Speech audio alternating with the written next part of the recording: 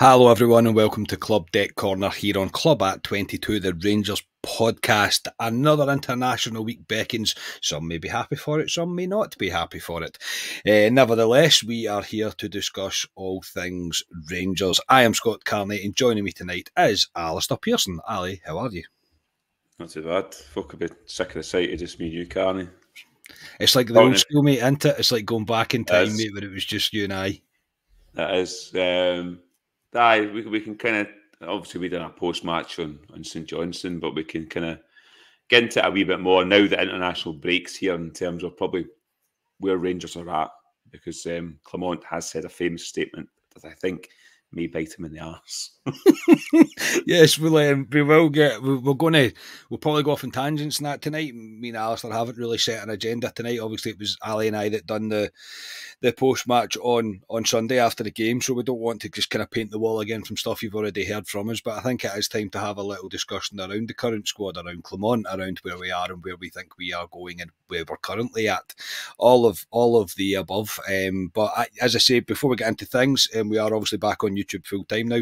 Please do like the video. Please do subscribe to the channel. That would be magic. We are on the march to, I think we've said 10, but I'm going to say 8 just to be conservative. But I would love for us to be able to get to 10, hopefully by the end of the season. If not into next season, that would be great. So please do like and subscribe. Share it with your pals as well. That would be very much appreciated. As I say, Ali, we'll start with Sunday night. Very bizarre. Have you recovered from Sunday night, to be honest? Because I'm like, I don't really know what day it is. It's a very bizarre. Has it ever happened before that we've went to a game at 8 p.m? And probably during the banter years, I would imagine there'd have been a ridiculous time of kick-off, and somebody in the comments will say that. But it took me kind of halfway through Monday before I was like, what day is it? What's happening? It's a very weird time. I hope it never comes back, put it that way.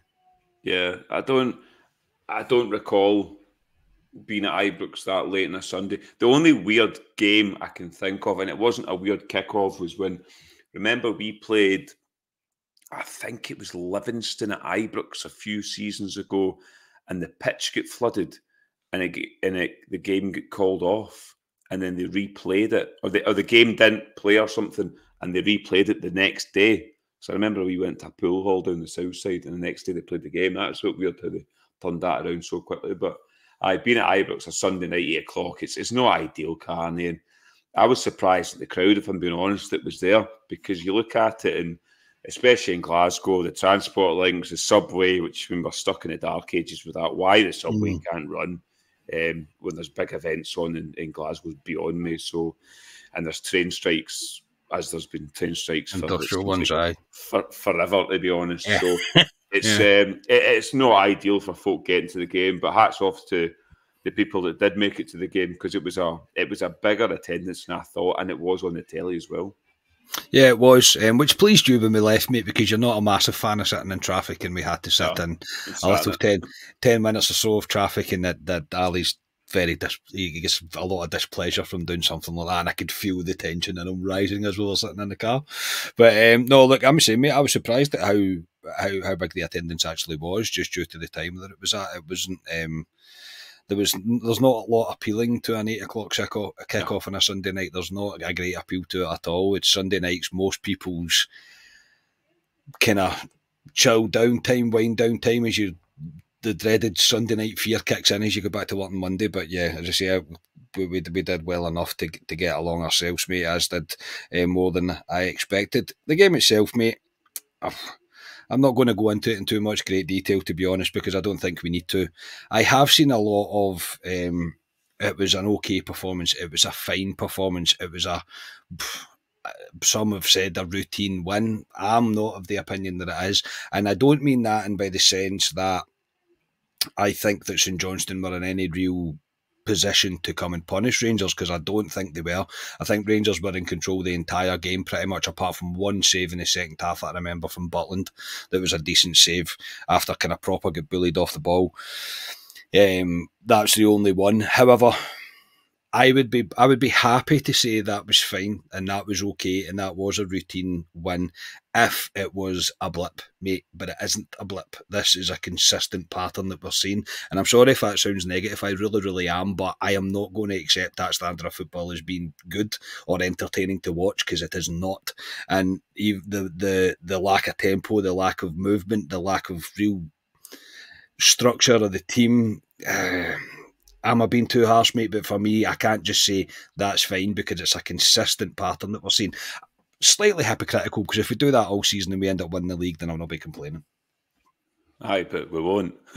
at least in years gone by, when you used to watch under Walter and stuff, Rangers would do that. They would grind results and ultimately win a league title. Rangers can't continually play this way because it'll bite us in the arse somewhere. It will get caught out somewhere, and we've kept saying that. Yes, we've kept a clean sheet. We've won, yeah. I mean, as you say, if Rangers did that to the end of the season and win the league, I'd be absolutely delighted. But I know they won't, the way they're playing at the moment. And the teams we've come up against, that we've struggled against, aren't great teams. St Johnstone, I thought, were awful, to be honest. I thought they were probably one of the worst teams I've seen. I think they'll struggle to stay up. Oh, big style. I mean, I know Hearts are down the bottom, but they'll turn it around. But St Johnstone are terrible from what I've seen of them. But yeah, it's not entertaining to watch, Karen, at the moment, going to Ibrox. As I said the other week, it's a bit of a chore going at the moment in terms of watching them. I think it's predictable. It's slow. You kind of know what's going to happen. I don't think we have many creative type players that can do something, get you off your seat. It's and I think we're easy to play against, and we've not come up against the bigger teams in the league that can cause us problems yet, which we will come in when we come back after an international break. So yeah, I'm the same as you, and I've talked to people this week as well. How did they find the game? And most of them have said the same as us, that it's not great going to Ibrox. And you can tell by the crowd, Karen, when you go to Ibrox, apart from the Union, if the Union Bears weren't there, it'd be honestly like a library. Folk are bored. It's boring to watch. And I still don't know Clement's style. I don't know what he's doing. As I said on Club Live, I think it was, I think Rangers have went backwards since Clement's takeover. I know he's recycled a lot of players in terms of getting players out and getting players in, but I just don't see anything. And at the moment, it's really not enjoyable to watch. The famous quote that you mentioned earlier from Clement is that you wouldn't see the best of this Rangers team until October and November. We are very much into October now. Yes, it's only a weekend, but we are in October. I'm not seeing real signs of it. I'm not seeing real signs of positive attacking plays, a positive link-up play, positive domination of games in terms of chance creation, in terms of taking the chances. And Clement himself did say after the game that it wasn't a great performance and that we lacked tempo. Ali, again, if I'm being too critical, then please tell me. The manager has got to take responsibility for there being a lack of tempo. He's got to change something. He's got to do something to create the tempo. He has to change something. He can't just continuously do the same thing. The Clement style is very much play from the back, try and bring teams onto us, move the ball around the back until you get a bit of space and one of the centre halves can step forward even. And obviously our wing play seems pretty crucial to how we're going to do things in terms of cutting in terms of the diagonal ball out to the wide, etc. There has been moments under Clement that I've seen real signs of like a promising attack and play, good link-up play where you're like brilliant. Malmo game was obviously the one that sticks out in the most recent times, is how good I thought we were at moving the ball, retaining the ball, everything the likes. We weren't wasteful on the ball, but my concern is that we are falling into a pattern where this was acceptable and this is okay and we're okay just to muddle through games. As you said, mate, it will catch up with us. Clement's now got a couple of weeks with the team. The majority of the team, not everyone's away on international duty. Obviously, they will get a few days off, of course they will. But coming back after this international break, we're going to need to see a hell of a different team for us to believe that Clement's going to be true to his word. Oh, they need, when they come back after international break, Rangers are away to Kilmarnock, which is, we know, down at Rugby Park, in that park. It's always a tricky place for us. home to St Mirren, I think it is. And then I think we're away to Aberdeen on a Wednesday night as well. So they are, and Aberdeen have won every single game this season. Yeah, I know. They'll be looking forward to having Rangers up at Pittodrie.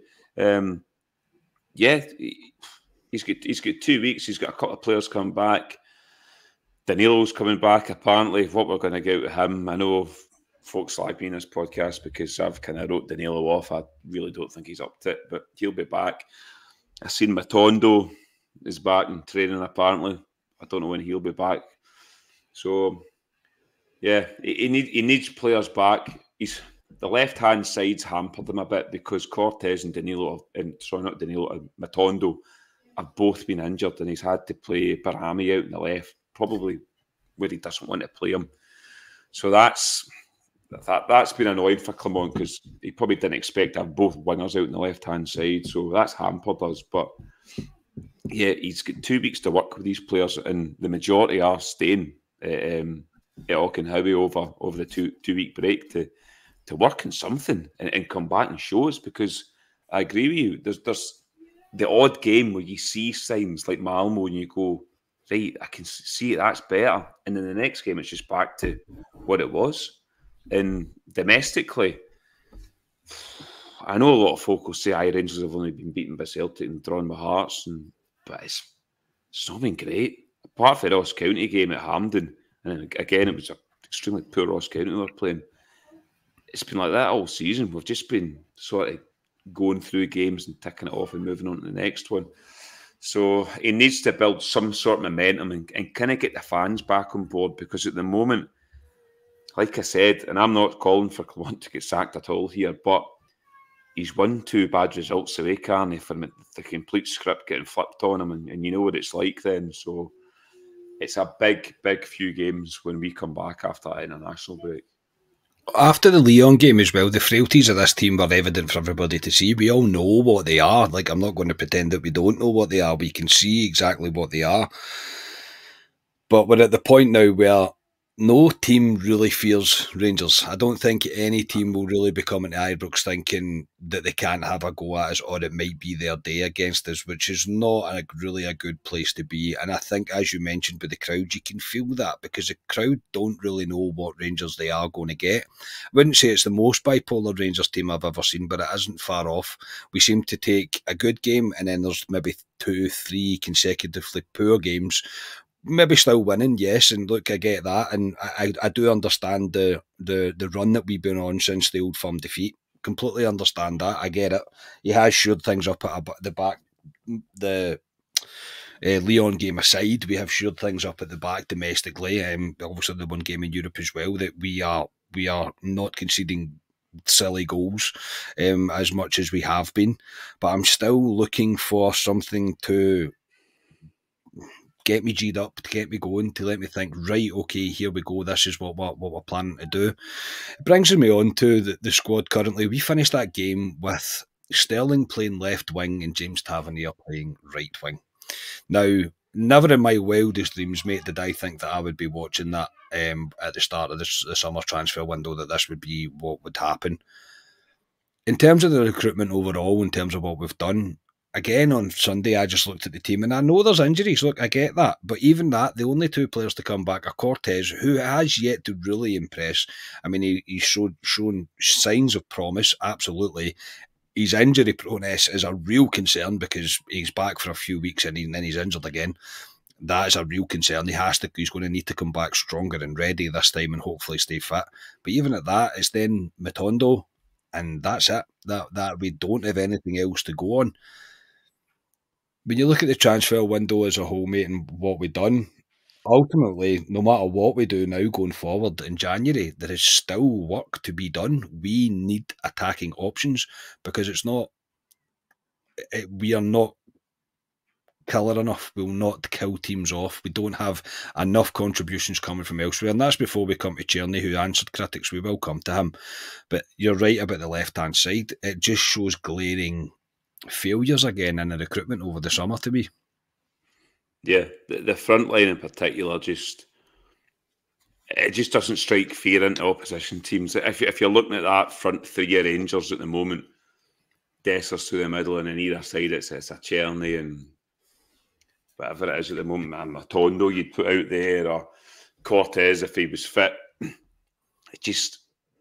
I hate saying the word powder puff, and it seems to be a word that stuck with me now in this podcast, but that's what I think we are. Just can't kill teams. You look at, and I hate looking across to the side of the city and referring to them, but they've got players, and you say their front three, goals everywhere in their team. We don't. These guys aren't. I know Czerny's now scored, I think he scored 3 now since he's been in. But they need to be doing more, these players. They need to be chipping in more with goals. I know Tom Lawrence had a couple of goals, but the front line in particular for me is poor. It's probably the poorest it's been in a long time. We had Sima last year as a lone player who's doing very well in his new club in the Champions League. I know we brought Cortez in, but we've not really replaced him. Czerny's on the right. He's a lone player. Will he be there next season? Very much doubt it. And you've got young McCausland, who seems to have to play in the left a lot of the time because we've nobody there. So, and then the strike force as well. You look at it. You've got Dessers, who, he scores goals, but he doesn't score big goals for me. And he's getting hit a form, a run of form where he's not been great. And the backup for him is Danilo. Again, injury prone. I don't think he's good enough, Danilo. I know folk will say that's harsh because he's been injured a lot, but I just don't think he's good enough. And Igaman, who we thought after a cameo was the next coming of Alfredo Morelos. And you see him, he's very raw. He's very raw. If Dessers get injured and we were hanging our hats in Igaman, I think we'd be up shit creek. And that's not writing the guy off. I think he will come good. But again, I agree. It's recruitment. We've just not recruited properly. The number one thing folk were screaming out for in the summer and before was a striker, a proper striker.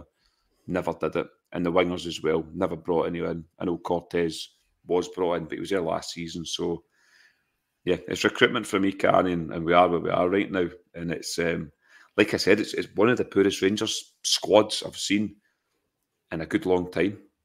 Yeah, there's just not a lot of great depth to it, mate. There just isn't. There's not a great amount of depth that you can look at and go, so okay, he can come in, he'll be able to make a difference, make an impact or whatever. Yeah, and no disrespect to Matondo, but it's a sad state of affairs, mate, when you can't wait for Matondo to be back fit, so you have an option on the left-hand side. And he's injury prone as well. He is injury prone, yeah, mate. So he looks like he's going to be back sooner as well, obviously, with he put a post up on Instagram saying he was back soon. Cortez has been confirmed by the manager as longer term even, which again could mean anything. Could mean 2 weeks, 3 weeks, could mean 4 months. Who knows? But as I say, we're at a point now where we don't have a great attacking line in terms of being able to change things up a little bit and really make a difference. And we're also shoehorning players into positions as well. Sterling, Tavernier, Barami.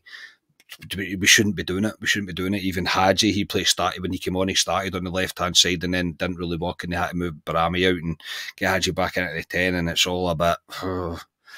square pegs, round holes, and it's not the first time I've said that this season. In terms of the play that we're seeing overall, the players do have to take an element of responsibility for that. I've got absolutely no doubt. I know they do.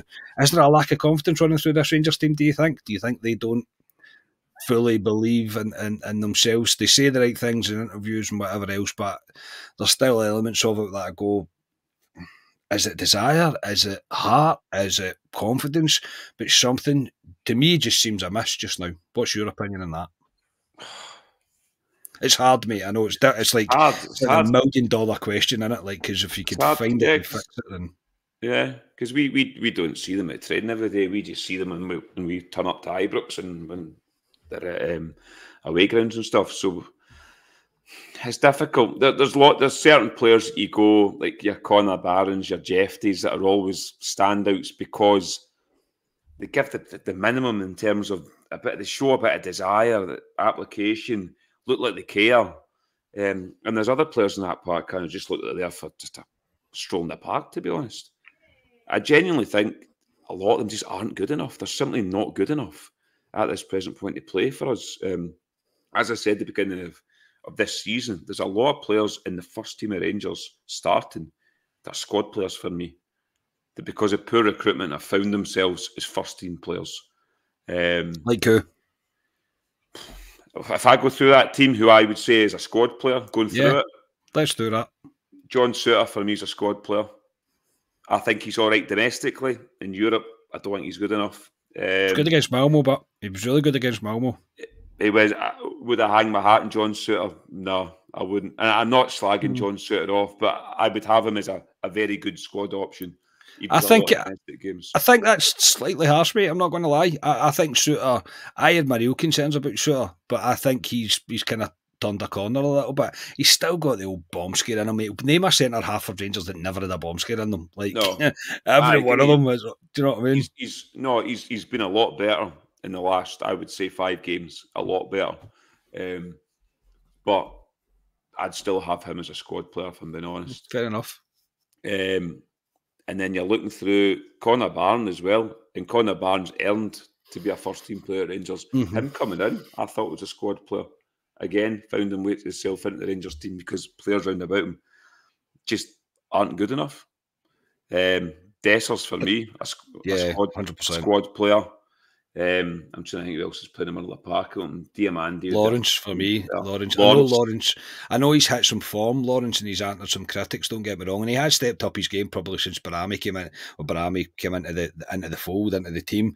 But still for me, he's not a guy that I want to be seen playing week in, week out. He can. Well, he can. He's injured now. He's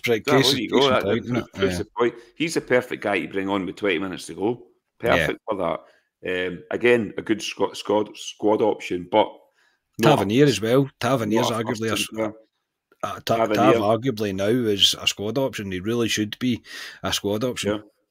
Yeah. So there's a few we've just rhymed off there. Yeah. But it goes down to recruitment in terms of we've not brought the correct guys. I mean, you're looking at the backline. I said in the summer we need to bring in 2 centre halves. I know we brought in Inciala, who we've never seen really. He's in the B team. We've only really brought Proper in, who I think's been okay so far. I think he's getting there. Is he better than what we've had? No, I don't think so. 31 years of age. So he's better than Davies. I would say he's definitely better than Davies. Is he better than Balogun right now? It's hard to tell because Balogun we've not really seen much of.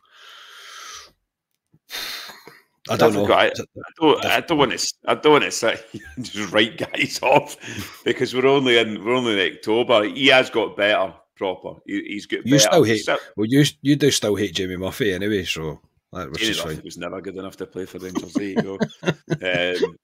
A wee internal joke for everybody there. Yeah, I know. Yeah. But no, there's certain players there, Carney, that I don't, and it's no disrespect to him. John Souttar we're using as an example, who I think has played well for Rangers this season. But for us going forward, is players like that really a first team choice? And I don't think so for me. I've been interested what folk will say in the comments. They'll probably absolutely slate me for going through a few of them there, to be honest. But it's all about opinions, as they say. But I just look about the squad. I rhymed off the bench the other night, Carnage, off the Lyon game. Who was on that bench? Doesn't inspire you. Yanis Hadji's now back again because was back. He's now suspended. But he was back because again, you're scratching around going, there's not many options, there's not many creative players. He's a good squad option again. Is he the answer going forward? As I thought, no, he's not. But he's a good squad option. So we've not recruited properly. We've not brought guys that are first team players for me that come in and nail a spot down. Even Jeffy, left back, Carney, he's found himself in there. Jeffy, was he signed as a first team left back in terms of over Yilmaz? I don't think so, to be honest. But he's found his way in there, and well done to him. I don't start Yilmaz over Jeffy now. Not now, you don't. But at the beginning, would you have thought he was brought in as a first team player? No, probably not, mate. I think, well, I mean, you look at the recruitment's not a complete failure.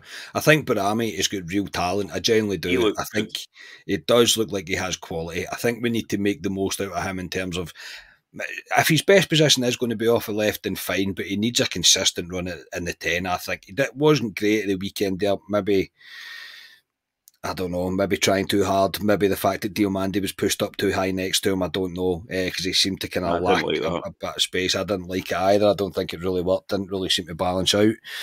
Jeffrey as well, I thought he's been very impressive since he came in. Obviously, I had concerns when I first seen him in Berlin with my own eyes, mate. My beard goggled eyes, I will say that, yes, it was. But you wrote him off instantly. I pretty much did, mate. I went, oh my goodness, he's not very good defensively, but he's come on leaps and bounds. Again, a young player that's going to take time to develop, and he will develop over time. Still makes mistakes, but I'm happy that the mistakes are not outweighing the positives that he's doing just now. And another one for me, mate, that he has to get into this team as soon as he can is Casemiro. I really can't praise this guy highly enough. And I'm not saying he's a world beater, and I'm not saying he's the answer, but what Jeffy has is what Casemiro has. It's no baggage, mate. It is bravery. It is confidence in their own ability. They are happy to play their game, win the ball back, play it forward, get forward, do whatever they need to do. The manager now going forward has to make the decision about James Tavernier, because we can't continue to go on like this.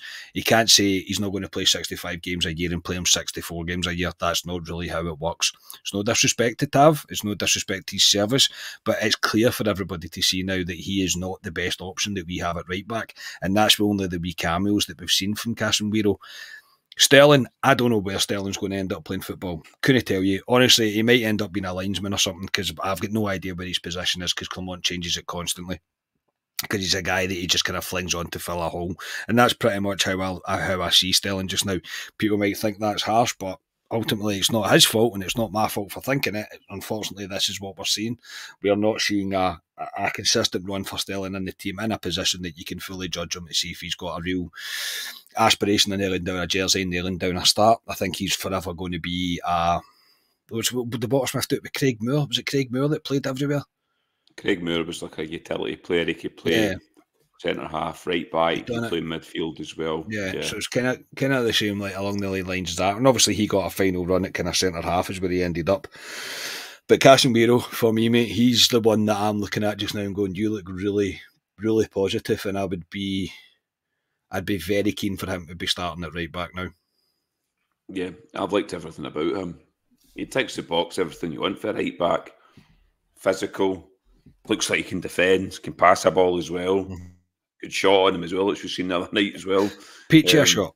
Peach of a shot. It was good save by the goalkeeper as well. But he just looks assured and confident on the ball. He looks like a guy that, say we were going to Parkhead next week, for instance, and he was playing right back, you'd be assured that he was there, basically.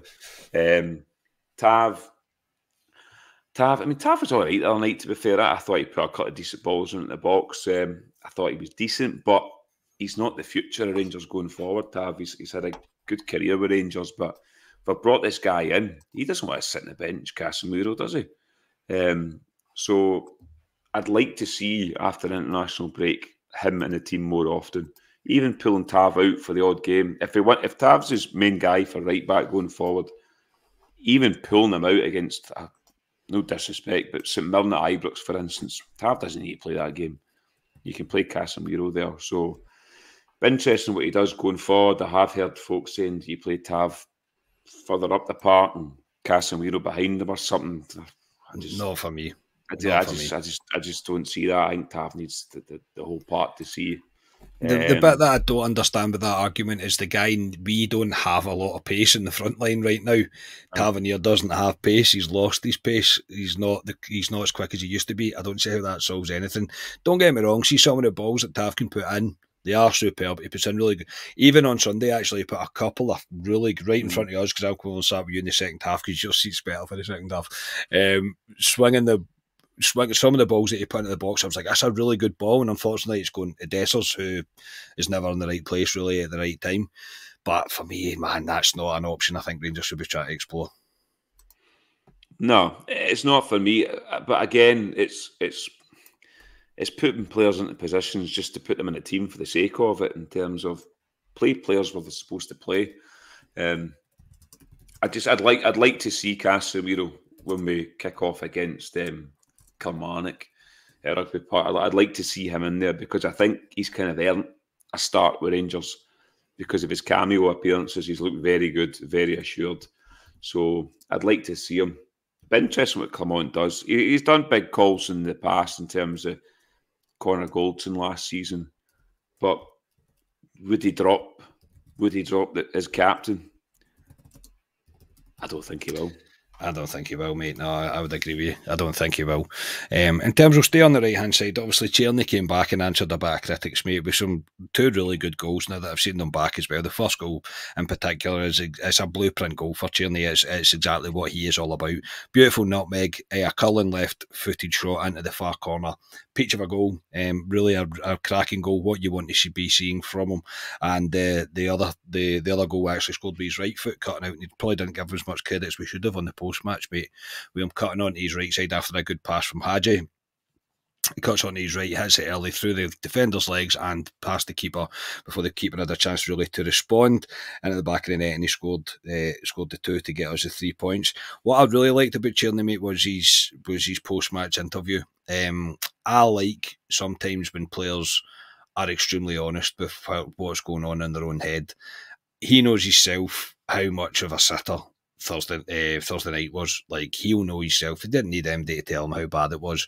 But I thought his response, mate, showed a bit of bravery and a wee bit of what it does, mate, is it buys him the benefit of the doubt with the Rangers fans as well. I thought it was a smart move from him. I liked what he said as well, and he took his 2 goals nice. We just have to hope we can now wipe the slate clean and we start seeing more from him, because he's definitely got ability. It's just the consistency levels of the ability that we've been lacking to see. But hopefully this is a turn the page moment for him. Yeah, he's definitely got ability, Charlie. I mean, he's went to Wolfsburg for, was it €8 million or something? He's played in good leagues as well, so he's internationalist. So he's not a crap player. I just find him he's quite predictable. I think he's quite easy to play against as a defender. He always wants to come inside on that left foot, similar to Matondo on the right-hand side, who he wants to check on the right-hand foot. And he's got a good shot. He has a good shot on him, Tierney. I mean, we've seen that twice now, in terms of the one against Motherwell, which was a cracker at Hampden, and that one other night. I was very surprised at his second goal because it wasn't his right foot. I did not think he had a right foot, Tierney, because he never uses it, but he did. So 2 good goals for Tierney. He needs to kick on now. He needs to put a run in. That is his position, pretty much. He's got that position. Clement's given him that position. There's nobody really up his arse. There's McCausland's there, but again, he's used as a utility player at the moment. So it's his position going forward, Tierney, but he has to do it in bigger games, Carney. He's playing against St Johnstone. No disrespect, and I've said it, they were awful the other night. Yeah, they weren't great. I think I'd actually do all right in the right wing, to be honest, against their fullback. But do it in the big games. Kilmarnock away on that dodgy park. Do it in that game for us. Aberdeen away. Do it in that game. Show it in these games, that the games that are going to really matter in this league. So, because at Parkhead, I know I'm going way back, but in Parkhead, he was a player that was completely missing. One of the players you would think, because we had a lot of younger players in that team, but a senior player who you'd think would stand up, completely missing. So he's got to take responsibility as a kind of senior player on the team and shows it in the big games coming up. So I'm not writing Tierney off. He scored 3 goals so far, but he needs to do a lot more for me. And that was a start on Sunday night. So hopefully that's a platform for him to build going forward. Yeah, going forward. We'll finish up what I think were an interesting thought that I had the other day while at work yesterday, I think it was. And I thought to myself, what would be Clement's 11 should everybody be fit?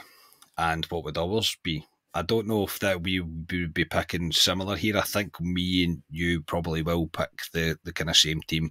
But what do you think right now with the squad? If everybody was fit, no suspensions, no nothing, what would be your preferred squad? We'll do it together. So number 1's Butland, right? This is our team, not Clement's team. Our team. So who's your right back? Right, Casemiro. I agree. Absolutely. Centre-half pairing? Although I said he's not good enough, but again, this is what we've got to pick from. Because he's a squad player. Yeah. Suitor. And proper. Suitor and proper. Super and proper. Jeffy? Jeffy, yeah. At present, he deserves to be there, yeah. Midfield 3, would you stick with a 6, an 8 and a 10? Is that what you would do? Is there any alterations that you would make there? My kind of 3 in there would be Barron, Diamande, and Barami. Yeah, that'd be exactly the same. I'm interested. I do wonder if anybody will be any different. I know we're going to pick the same front 3 as well. Your left-hand side? Matondo. No, Cortez on the right, Czerny, and through the middle, it's got to be Dessers. Out of the strikers we've got, I don't think Daniel's good enough. And I know folk will slaughter me here again, and I know he's not. He's been injured a lot with Rangers, but probably Dessers over Danilo. And I know Igaman's there as well, but that's the team that I'd probably go with. Yeah, I think if everybody was fit, I think that probably is. I think the only one that I would really be toying with is who my striker is. Because I think Danilo deserves the benefit of the doubt for the fact that he came back and clearly still had an issue with his injury.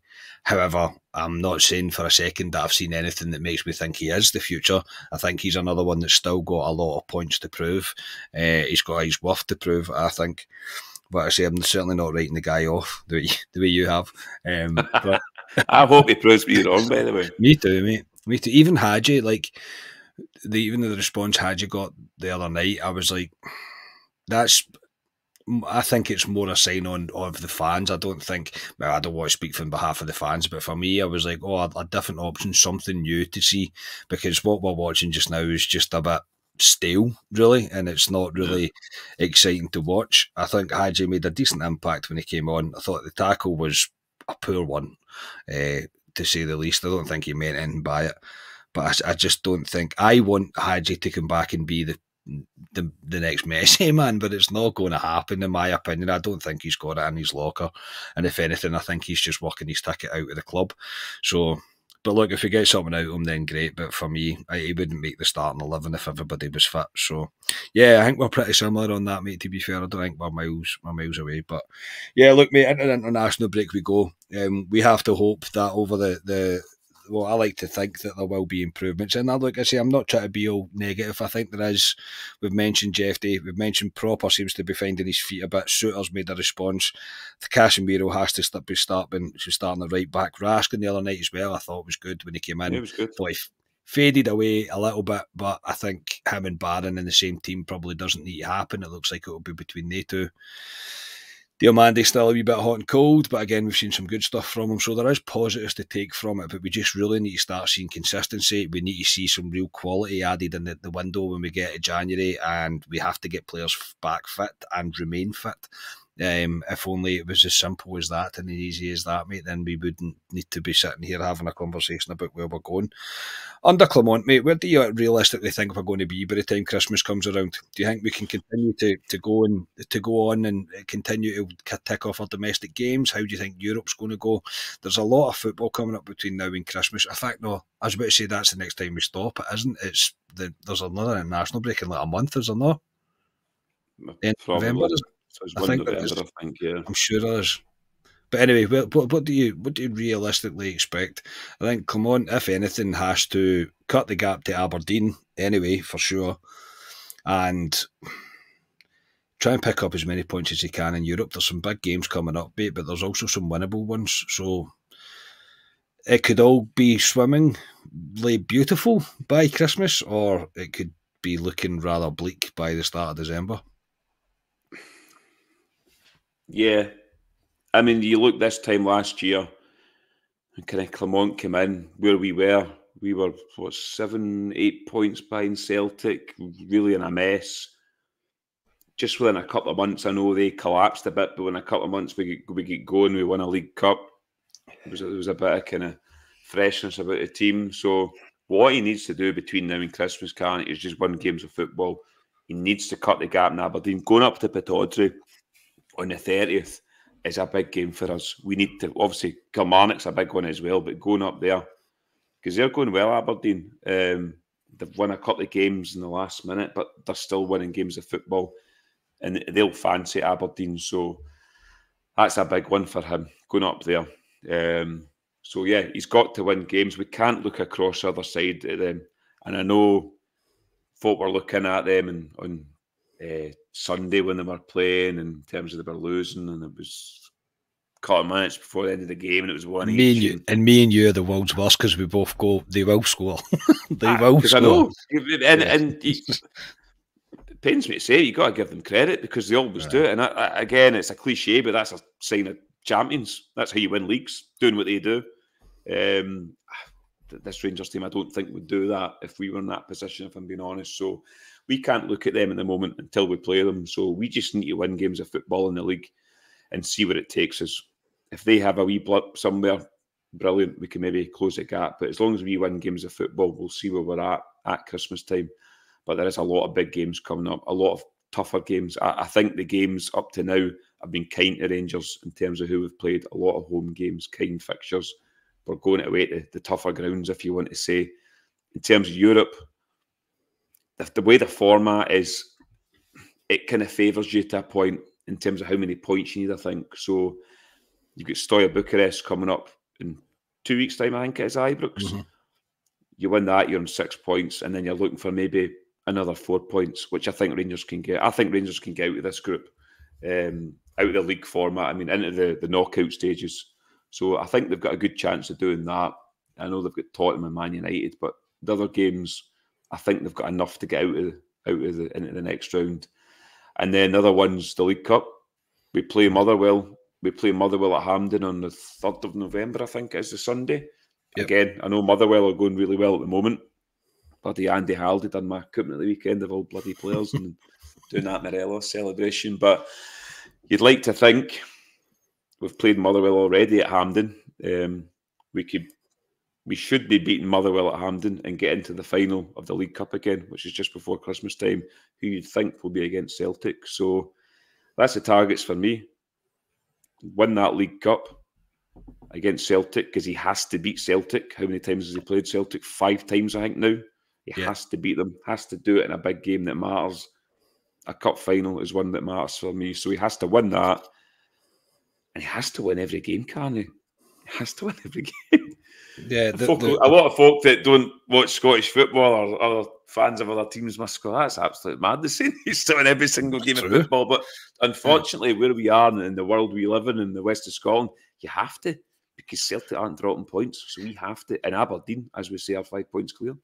And it's because of the gap as well, mate. It's because that gap is there. We can't afford any more slip-ups. It really is as simple as that. And you took the words out of my mouth when you mentioned the league about the tough fixture run that's now coming, because there is tough games coming now. There really is, and I'm not making it out to be something that it isn't. But we are in for a few difficult games, especially with the kind of form, not the form, but the performances that we're seeing from Rangers. The kind of just getting over the line and doing enough. We really have to see a step up now from Rangers going into the remainder of this season. And I, for one, hope it happens. I'm really looking forward to the run. It's always exciting when you get big games coming up, and we just have to hope that the players respond and the managers respond, and he stays true to his word, and we do indeed see the best of this Rangers team in this month, preferably, but at the very latest the start of November.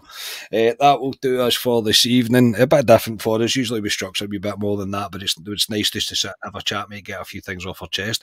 You're now on your holiday bags, mate, for a long time before you'll be seen on the podcast again. So enjoy your holiday, mate. I will see you. Will I see you beforehand? No, I won't see you. I probably won't. But yeah, enjoy your holiday, mate. You're jammy so-and-so. Yeah. I would have been on the podcast on Friday, but it's my niece's first birthday, so we're away down for that on Friday, and then Tuesday next week we are, me and my missus are going to Dominican for 2 weeks. So there's 3 Rangers games when I am over there, which I've already put into the calendar so she knows about them. So God knows what time we'll be on at. Have you figured out the time difference not yet? No. Yeah, Kilmarnock game. I think the Kilmarnock game kicks off at 12 here or 12:30 or something here. So 12 here. Over there, it'll be I think 7 in the morning. So I'll be watching that then. The European games that kick off at 8 will kick off about 3 o'clock, 4 o'clock or something, which is a good time. So I figured all that out. Your missus must be buzzing to go on holiday with you, by the way. She must be. She'll be fine. I'll watch it on my phone. And the European game I should get on in the sports bar. I've already asked about that. So I'll get that in the sports bar and watch that there. Mate. So no, I look forward to it. And the next time I'll be back will be the post-match of the Aberdeen game. Because that's the day I get back. So yeah. We'll find out where we are at that point. You'll find out where we are at that point. Yeah, no, enjoy it, mate. Enjoy your time away. And I'm not jealous whatsoever. Thank you to everybody for tuning in tonight. We will be back on Friday with Club Live. Until then, enjoy the rest of your week. Please like the video, subscribe to this channel, tell your mates about us. That would be much appreciated. And we'll speak to you on Friday. We are Club at 22, the Rangers podcast. Cheers, everybody.